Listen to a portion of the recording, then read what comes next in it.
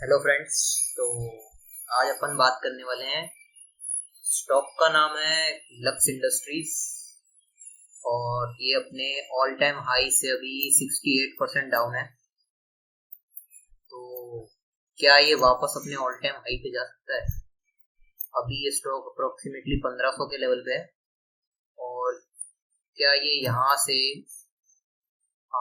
4670 के लेवल पे वापस जा सकता है?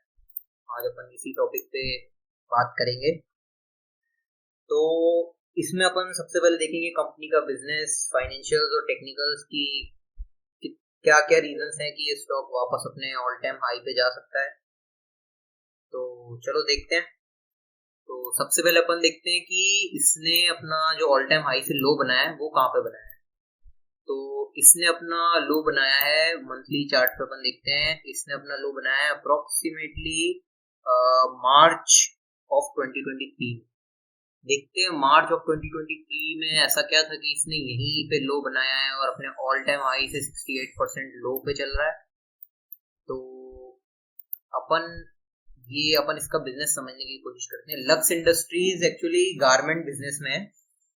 तो ये जो इसका बिजनेस है, अपन स्क्रीनर डॉट इन पे एक बार देखते हैं। इसका जो बिजनेस है वो largest mix segment hosiery enterprises है। तो इनका जो मेजर ये मैन्युफैक्चरिंग बिजनेस में और गारमेंट बिजनेस में है। तो इनका जो मेजर रॉ मटेरियल है वो कॉटन है। तो अपन एक बार कॉटन का चार्ट देखते हैं। कॉटन के चार्ट ने जून 2022 में या कहें अगस्त 2022 में यहाँ पे हाई बनाया था, जिससे क्या हुआ था कि ये जो कंपनी के प्रॉफिट मार्जिन है वो बहुत ज्यादा इफेक्ट हुए थे। देखो यहीं पे इसका भी अप्रोक्सीमेटली लो है अगस्त 2022 में, और यहाँ पे इसको सपोर्ट के नीचे लाकर और यहाँ पे ऑपरेटर्स ने माल बाय किया। ये आपको बड़ी वॉल्यूम दिख रही होगी मंथली चार्ट पे। तो यहाँ पे इसने कॉटन के चार्ट ने हाई बनाया था, तो जिससे क्या इन्फ्लेटेड प्राइजेस की वजह से इनके प्रॉफिट मार्जिन बहुत अफेक्ट हुए थे। तो अब अपन इसके एक बार प्रॉफिट मार्जिन भी देख लेते हैं कि यहाँ पे कैसे इनके प्रॉफिट मार्जिन अफेक्ट हुए थे। तो अपन प्रॉफिट एंड लॉस स्टेटमेंट देखते हैं 2022 का, जिसके अंदर 2022 की जो एंडिंग्स इनकी बैलेंस शीट थी वहां पे नेट प्रॉफिट था। चलो नेट प्रॉफिट अपन टैक्स काट के देखते हैं। तो अपन प्रॉफिट पीवीटी देखते हैं, प्रॉफिट बिफोर टैक्स, जिसके अंदर 2022 में इनका नेट प्रॉफिट था 460 करोड़ का, और जो कि नेक्स्ट ईयर 2023 में 198 करोड़ हो गया था, हाफ से भी कम हो गया था। जबकि सेल्स जो थी वो बढ़ी है, सेल्स कम नहीं हुई है, 2200 करोड़ से 2300 करोड़ हो गई है सेल्स। लेकिन जो प्रॉफिट मार्जिन हैं वो 460 करोड़ से और 200 करोड़ हो गए, मतलब प्रॉफिट हाफ से भी कम हो गया, जबकि सेल्स बढ़ी है। और अपन ने क्लियरली देखा है कि कॉटन के चार्ट में यहाँ पे अगस्त में सितंबर में कॉटन का जो प्राइस चार्ट है इसमें इधर हाई बना था, और उसकी वजह से क्या हुआ था, रॉ मटेरियल के प्राइसेस बढ़ गए थे। तो इनको इनकी प्रॉफिटेबिलिटी पे इफेक्ट हुआ था। यहाँ पे आपको साफ साफ दिख रहा है कि सेल्स बढ़ी हैं और प्रॉफिट्स कम हुए हैं। तो फिर अपन देखते हैं कि ये कंपनी क्यों एक बाय अपॉर्चुनिटी है, और अपन ने इसके बिजनेस पे बात करी है और क्यों ये फ्यूचर पोटेंशियल है इस बिजनेस में। तो लक्स इंडस्ट्रीज आपको पता है कि गारमेंट अंडरगारमेंट बिजनेस में है, और इंडिया पहले सेकंड लार्जेस्ट था पॉपुलेशन के हिसाब से, अब फर्स्ट पे आ चुका है। और इंडिया की जो पर कैपिटा इनकम है वो $7,000 पर पर्सन पार कर चुकी है। तो जब भी किसी कंट्री की पर कैपिटा इनकम $7,000 पार करती है, उसके बाद वो सीधे 20,000 या 25,000 पे जाकर ही रुकती है। और ये जो पर कैपिटा इनकम होती है ये लोगों को लग्जूरियस चीजें या एक लग्जूरियस चीजें या जो बेसिक नेसेसिटीज है वो तो सबके पास होती है ऐसी कंट्री में। आप अमेरिका में देखोगे कि गारमेंट्स और चप्पलें वगैरह ये सब तो भिखारी भी पहनते ही हैं। तो वैसे इस वर्ड का थोड़ा गलत मतलब मत लेना, बट ये जो ट्रूथ है मैं वो बोलना चाह रहा हूँ कि जो लो से लो ग्रेड लोग भी होते हैं वो भी गारमेंट, अंडरगारमेंट्स और चप्पलें और ये सब बेसिक नेसेसिटीज तो उनकी भी पूरी होती है, जहाँ पे कंट्री की पर कैपिटा इनकम 20,000 के पार हो। तो फ्यूचर ग्रोथ पोटेंशियल है, इंडिया की पॉपुलेशन हर साल बढ़ी रही है, आपको पता ही है, अभी फर्स्ट पे आ चुका है चाइना को पीछे छोड़ के। तो फ्यूचर ग्रोथ पोटेंशियल है कंपनी में। अब अपन देखते हैं कि कंपनी की मैनेजमेंट या कंपनी पास परफॉर्मर रही है कि नहीं। मतलब कंपनी की मैनेजमेंट को अपन जज करते हैं पास परफॉर्मेंस से, कि अगर अपन किसी बच्चे को भी जज करते हैं, अगर उसने फर्स्ट टू 10th अगर उसका परसेंटेज 80+80+80+ रहा है, तो अपन को ये कह सकते हैं कि 11th में भी वो 80+ ही मारेगा। तो अपन देखते हैं कंपनी का मार्केट कैप 4,400 करोड़ के आसपास है। करंट प्राइस 1486 चल रहा है एज ऑफ 26 सितंबर को मैं ये वीडियो बना रहा हूँ। और बुक वैल्यू कंपनी की 487 है। आरओसी क्यों कम हुआ है उसका मैंने आपको पहले प्रमाण दे दिया है कि आरओसी इसलिए कम हुआ है क्योंकि जो रॉ मटेरियल्स के प्राइसेस थे वो बहुत ज्यादा इन्फ्लेट हो गए थे 2022 में, अगस्त सितंबर के बीच में। ये जो मैंने कॉटन का आपको चार्ट दिखाया है उसके अंदर। तो उसके बाद अपन देखते हैं कि क्या ये पास परफॉर्मेंस रहा है पहले के सालों में। तो अपन इसके लिए पहले तो क्वार्टरली रिजल्ट्स देखते हैं। तो यहाँ पे जो अभी जून के क्वार्टरली रिजल्ट्स आए हैं वो यहाँ पे पिछले क्वार्टर से थोड़े कम है। तो इसको अपन थोड़ा जनरल अंडरस्टैंडिंग से समझते हैं कि ऐसा क्यों हुआ होगा। कि इन्होंने जब प्राइजेस लो थे 2022 में, कंपनी के प्रोडक्ट्स के प्राइसेस जब लो थे, तो उस समय जब कॉटन के प्राइसेस भाग रहे थे तो रिटेलर जो डिस्ट्रीब्यूटर्स हैं उनको कहीं ना कहीं अंदाजा था कि अब प्राइसेस बढ़ने वाले हैं।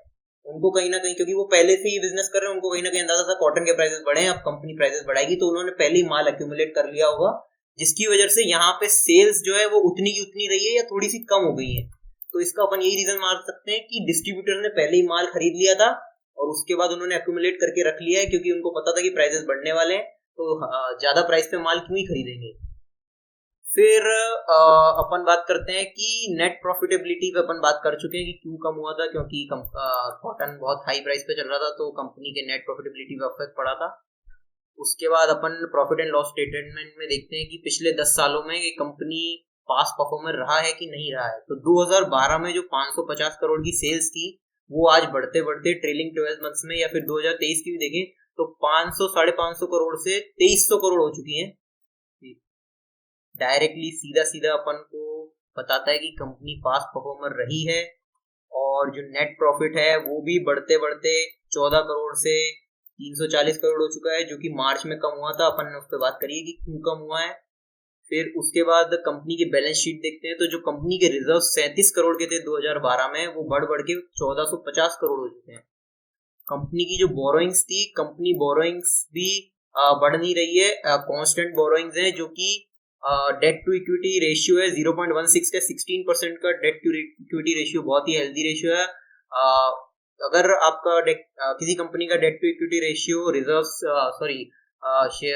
शेयर होल्डर्स कैपिटल से अगर कम है तो वो अच्छा रहता है। तो उसके बाद अपन देखते हैं कि कंपनी का अपन ने बिजनेस पे बात कर ली, फाइनेंशियल्स पे भी बात कर ली। अब देखते हैं कंपनी को जो ऑपरेटर्स चलाते हैं वो इस कंपनी में कैसे पोजीशंस कैसे बिल्ड कर रहे हैं या नहीं कर रहे हैं या निकल रहे हैं।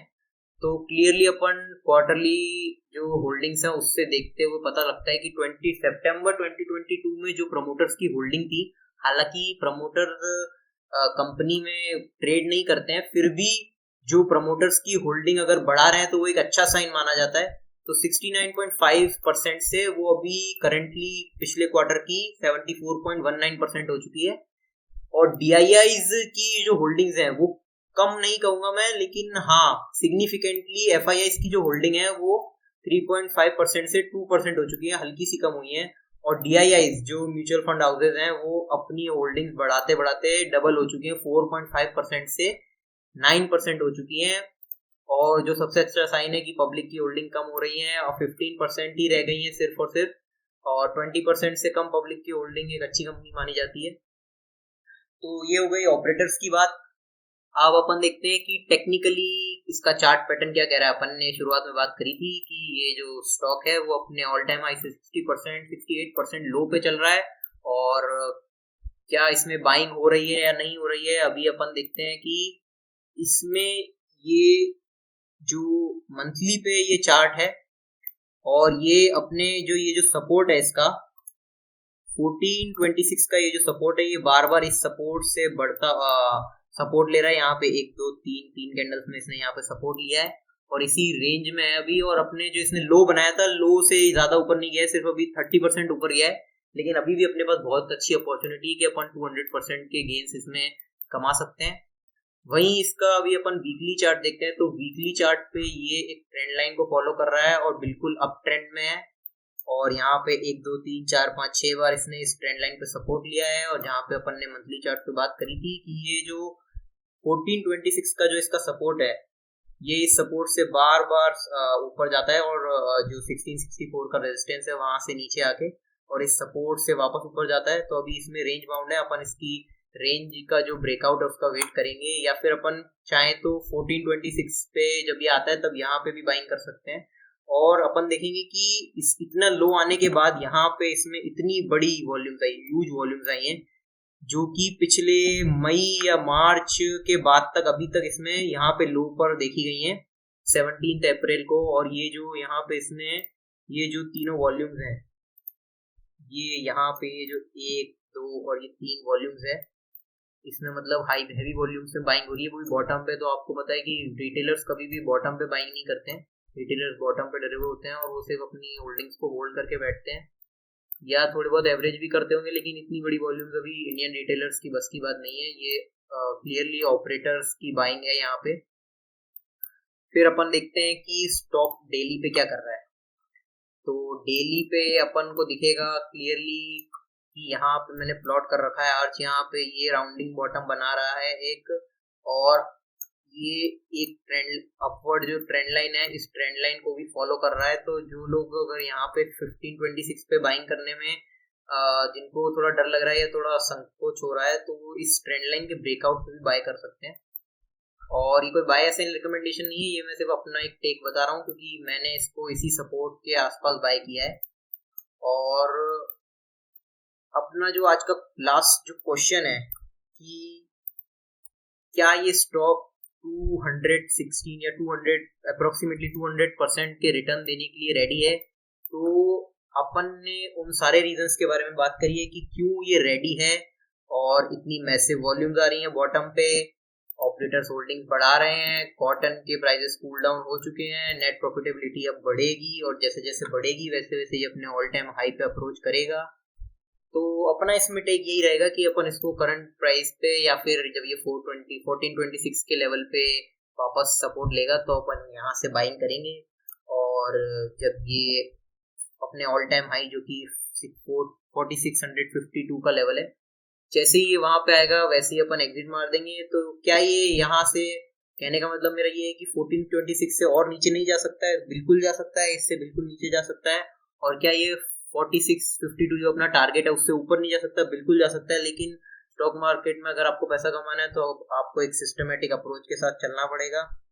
अपनी यही एंट्री होगी और यही एग्जिट होगी, कभी भी अपनी बाइंग ऑल टाइम हाई के आसपास नहीं होनी चाहिए। वहां पे डिस्ट्रीब्यूशन होता है, ऑपरेटर्स वहां पे अपना माल खाली करते हैं, तो हाई चांसेस होते हैं कि वहां से स्टॉक करेक्शन लेगा या डाउन भी आ सकता है काफी ज्यादा। तो अपना टेक इसमें यही रहेगा कि अपन इसको यहाँ से बाय करें 1426 से, और 200% के गेन्स के साथ तो 4652 पे निकालें। तो यही आज का अपना एनालिसिस था। और ऐसी एनालिसिस अगर आपको और देखनी हो और अगर आपको फाइनेंशियली फ्री होना हो तो प्लीज़ चैनल को सब्सक्राइब करें। Thank you.